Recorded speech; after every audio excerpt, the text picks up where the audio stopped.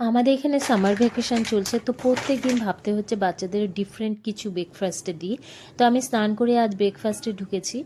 তো বাচ্চারা তো ঠান্ডা ঠান্ডা খাবার খেয়ে থাকে স্কুলে। আমি একদম easy different sandwich recipe share করছি তোমাদের সাথে। বাচ্চাদের মন তো জিতবেই, আর মলের বার্গারের ভাইবস ঘরে পাবে বাচ্চারা, কথা দিচ্ছি।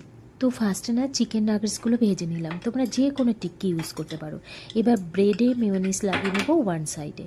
আর এখানে নাগেটসটা তোমাদের ইচ্ছে মতো ইউজ করতে পারো। এখানে আমি চিকেন দিয়েছি বলে তোমাদের চিকেনই ইউজ করতে হবে এমন কিছু নয়। তোমরা অন্য যে কোনো ভেজিস আইটেম ইউজ করতে পারো বা আলু টিক্কি ইউজ করতে পারো।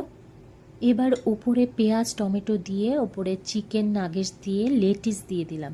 এক্ষেত্রে তোমরা যা ভেজিস থাকবে বাড়িতে স্যালাডে তা ইউজ করতে পারো। ওপরে ছড়িয়ে দিলাম ব্ল্যাক পেপার, আর একটা ব্রেডকে টমেটো সস দিয়ে স্প্রেড করে নিলাম। এবার তাওয়াতে একটু বাটার দিয়ে দুপাশটা একটু গরম করে নাও।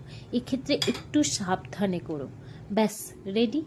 এই স্যান্ডউইচটা না এত খেতে টেস্টি হয় যে বাচ্চারা কেন বড়রাও প্রেমে পড়ে যাবে। তো এই স্যান্ডউইচটা বাড়িতে ট্রাই করো সামার ভ্যাকেশনে, কেন কি গরম গরম খুব ভালো লাগে। আর জানিও আমায়, আজ তোমাদের সাথে এই ব্লগটি শেয়ার করলাম, কেমন লাগলো জানিও। আর তোমরা খুব ভালো থেকো।